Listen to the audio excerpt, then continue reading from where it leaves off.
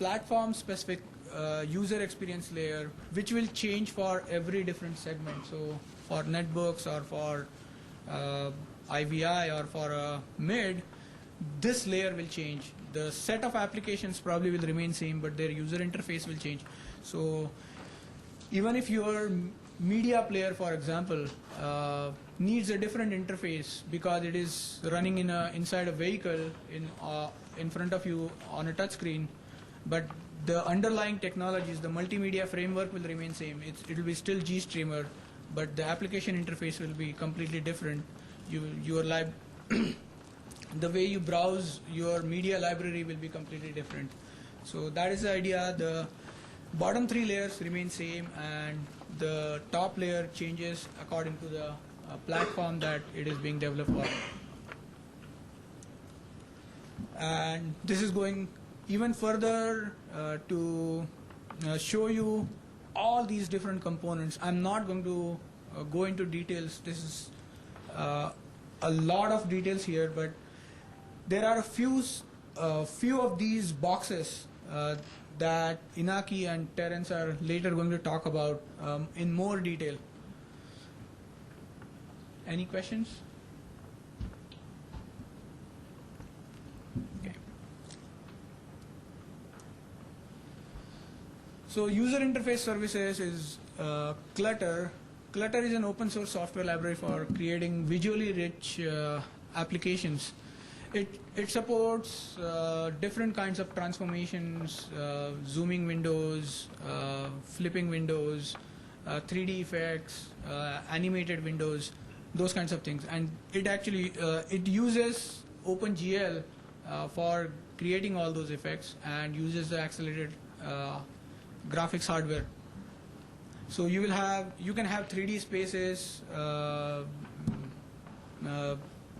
Has anybody tried the Compiz or Beryl window manager on, say, Ubuntu? Anybody?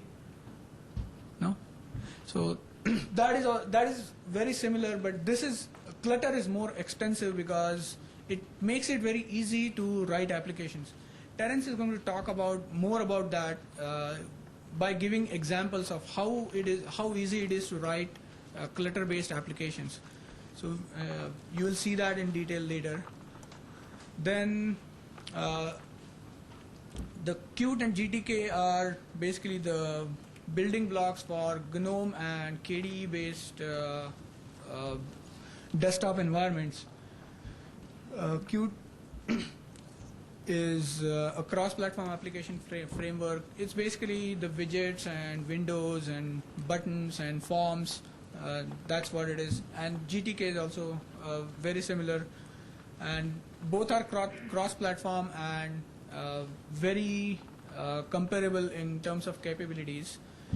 And both can be used alongside Clutter. So that is also an interesting aspect of Clutter, that Clutter can include other objects that are created by using the other two UI services. And then graphics in Moblin, huge improvements since last year. So the result of those improvements you can see in the new Clutter-based UI that has all been talked about. Then graphics execution engine, kernel memory management to allow low persistent objects, global names, and pageable contents. These are some of the details of how the graphics performance on Moblin was improved. The DRI2 is a new extension.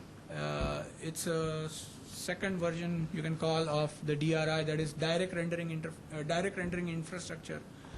This is basically for providing direct access to the hardware, to the application, the X server, the X applications to directly write to the graphics hardware through the X server interface. So DRI2 becomes like a plugin or a module that is loaded into X server.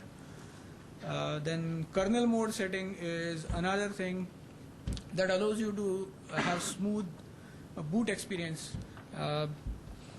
This was a pet peeve of many Linux enthusiasts, that when you switch from a text interface, when you start X, the screen flickers because there is some context switching required. So kernel mode setting is a module, or what do you say, a component that is added to the Linux kernel now, which allows smooth switching from text to graphics. You can plug new monitor and X will automatically pick up and detect that monitor, just like you see in other operating systems. That also used to be a challenge earlier. And then the X server doesn't have to be running as root, because that actually opens a lot of security holes.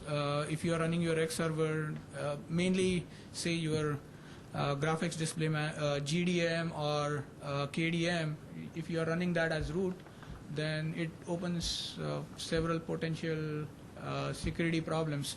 So that is also avoided by using kernel mode setting. Then multi-master DRM possible. DRM is direct rendering manager. That allows a non-X GPU usage, including GPU. So basically, this probably is not specific to Moblin, but it's an additional avenue for getting some more performance. Basically, this allows you to make use of the graphics engine as a general purpose CPU. So that's what general purpose GPU is, what the name is. You can use GPU for doing computations instead of only for displaying graphics. OpenGL enhancements, there are several that are in progress. For example, the graphics library shading language and tiled memory support, and new shader compiler. So the result of as a result of these improvements, you will see that the new clutter-based Moblin user interface has become very attractive. The one thing I especially like is the media player, Moblin media player, that is now there in the 2.0 beta. It shows clusters of your photos, and when you click on that, they expand, and then when you click further on that, they further expand, and it's very nice graphics effect. So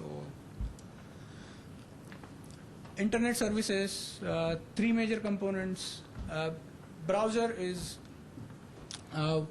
one, and headless layout engine is to make use of so that you can render the web page without actually exporting onto a display port, and then you can use clutter-based animations to either move that web page like a page of a book for creating animations on that web page, or different animated effects. So then web services libraries, these are the web services libraries that allow you to interface with different web services from Facebook, MySpace, Flickr, so that the content from, for example, currently there are two web services already integrated, Last.fm and I just forgot. Last.fm and Twitter. So if you set up your account to use those services, then you will see your Twitter feeds automatically appear on the My Zone in the